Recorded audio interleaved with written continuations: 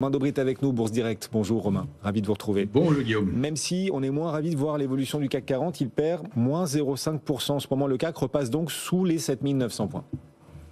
Oui, on n'a pas beaucoup d'intérêt toujours dans ce marché. On est depuis la mi-janvier sur la plupart des grands indices dans une séquence de pause, de consolidation.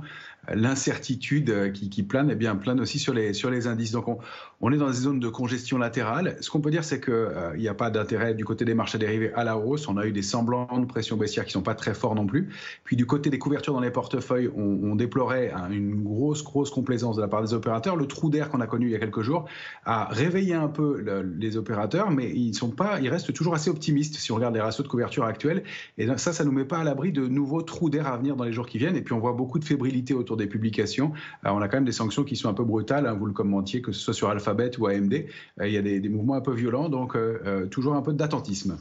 Quels sont les prochains seuils techniques à suivre dans ce contexte d'instabilité douanière, tarifaire et de disruption technologique tous azimuts? Les prochains seuils sur lesquels on verra les indices évoluer de plus en plus à la hausse ou à la baisse, d'après vous? Bien, si on regarde à Paris, c'est toute notre grande zone de congestion sur le futur CAC 40. Le contrat à terme, c'est 7763 en bas, 8009 en haut. Et on est vraiment calé pile au milieu sur le niveau qui est de 7888. Selon qu'on sera au-dessus de cette médiane, eh bien, on aura un biais plus ou moins haussier ou baissier. Et là, on est calé pile dessus. On l'évoque depuis 15 jours maintenant. On savait que ce niveau de 7900 points autour allait être vraiment un niveau clé. Eh bien, on s'articule autour de ce niveau-là et c'est plutôt la spéculation qui drive ces allers-retours. Attention à des sorties par le bas qui pourraient déclencher des mouvements de taille équivalente, donc des mouvements d'accélération baissière qui peuvent être un peu marqués. Si on regarde le S&P, la zone c'est 5971, 6099, c'est plus large, c'est une grande pause aussi sur le S&P et on n'arrive pas franchement à prendre de direction, à recréer de momentum pour l'instant, même sur les indices américains. Alors la valeur qui vous intéresse aujourd'hui, c'est une des vedettes du jour, c'est Novo Nordisk, là, qui gagne pas mal de terrain, qui gagne un petit peu plus de 5%, et on se rapproche à nouveau d'une zone qui pourrait nous amener vers les plus hauts historiques. Novo Nordisk, alors elle a un parcours boursier effectivement très intéressant et graphiquement très propre aussi, parce que depuis ses points hauts du mois de juin dernier, aux alentours au-delà des 1000, le titre avait formé une structure de retournement baissière et il est allé chercher sa cible récemment, c'était 577. Là, on est en train de former une structure équivalente qui est une structure de retournement en épaule, tête, épaule inversée. Je sais, Antoine, que vous aimez bien mimer les figures graphiques, donc je vous laisse essayer de mimer l'épaule, tête, épaule inversée. J'aime mieux mimer le marteau et l'étoile du matin, c'est rigolo, mais bon, poursuivez.